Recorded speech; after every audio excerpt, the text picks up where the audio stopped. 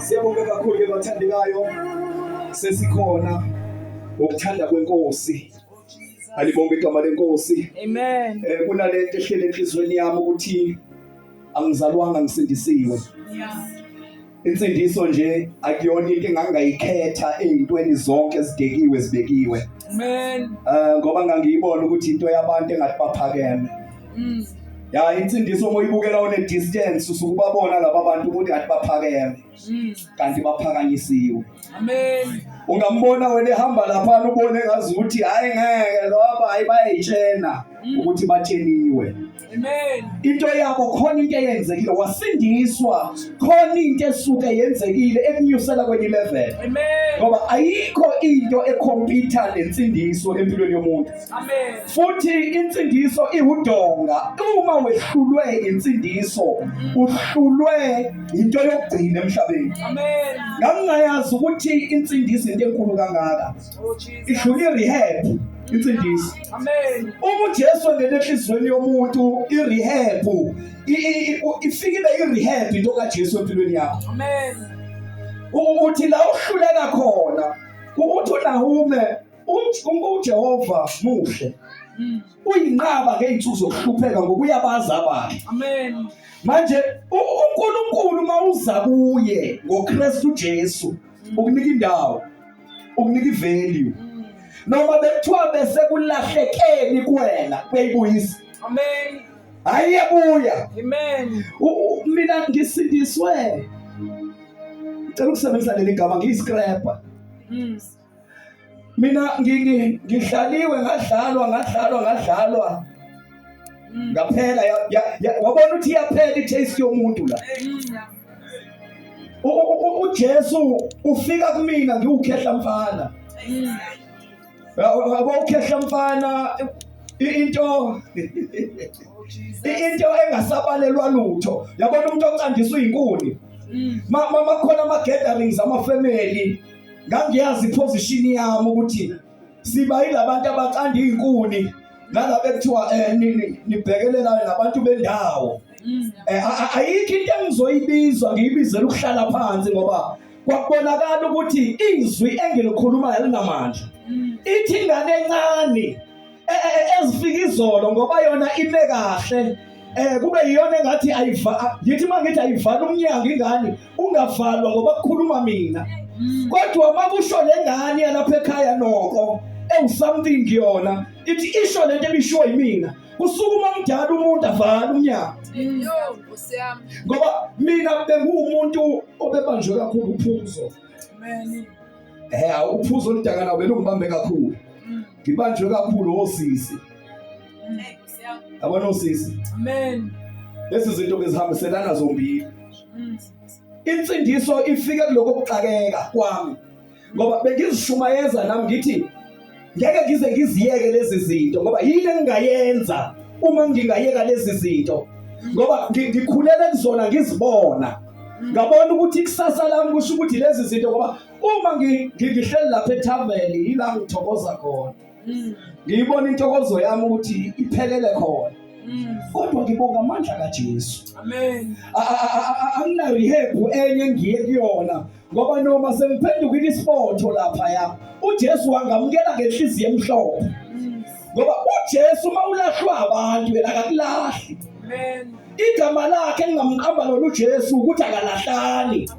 Angilahlani. Hallelujah. Ngoba uthatha yona lento engelutho ayifoma ayilungise Uyazi nala ngangayitshela ukuthi ngigqoka isuti mina. I was far away lento ekuthiwa isuti. Ayashokha lento. I was far away nokuthi isuti ngangayiboneli mina.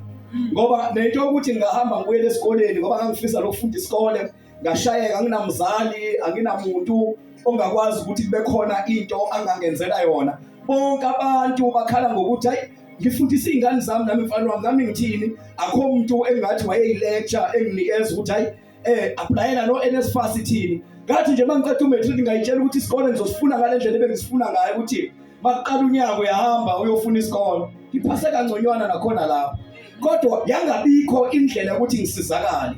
Ngaqala ngafuna indlela ezilula zokuphila. Lezo indlela zayithatha i-taste yomuntu. Kwasala into engelutho. Into eseyihamba nokho ithi mayibona abantu khona la iThave lihamba ibacela icela imali, monganginikanga ngiyibonile ngizoyithathela. Ngizoyithatha phela angithi wena kuyancishana wena. So ke njengoba uncishana nje le mali njengoba ngiyibonile waphuma uyochama ngiyayithatha. Kuye futhi ngizoyidlala and lento ekuthiwa inhliziyo ngangingasenayo. uJesu ufika ke emntwini onjalo. Alibonga igama lenkosi. Wafika uJesu wangithatha nginjalo. Ngichazwa ilento ukuthi ukumamkela kwami uJesu angikhokhiswa ngamali. Ngoba washunyayelwa nje kwakhuluma indoda kaNkulunkulu emngcwabeni. Yambeka uJesu ibeka nempilo yami ngala iceleni. Ngathi mangibheka ngathi lo baba uthunyelwe kumina yini. Ngoba sengike ngadlula nasentweni zokuthi ayinentamba uthi ngangizwa ukuthi njani. Ngoba ngiyabona ukuthi anginasiso lalutho. Yimbi into yokuthi kukhule abantu kukhula nabo ubabona bebangcono kodwa kuwena kwenzeka ilutho.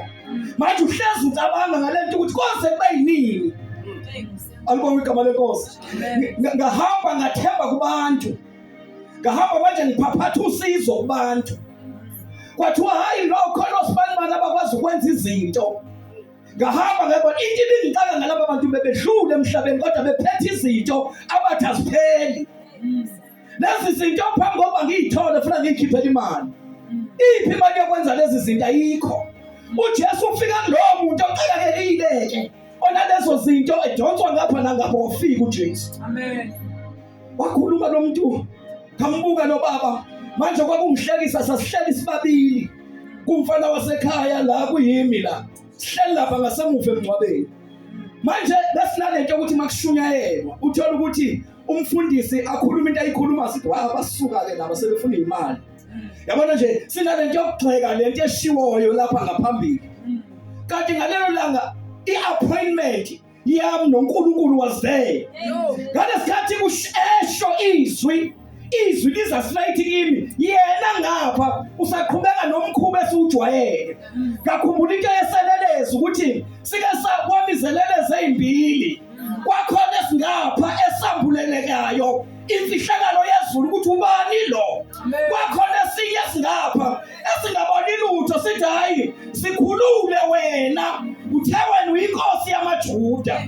Ngoba ukusindiswa kwami ngasindiswa wasala umuntu wegazi wakithi. Wasale ngasindiswanga ngasindiswa mina.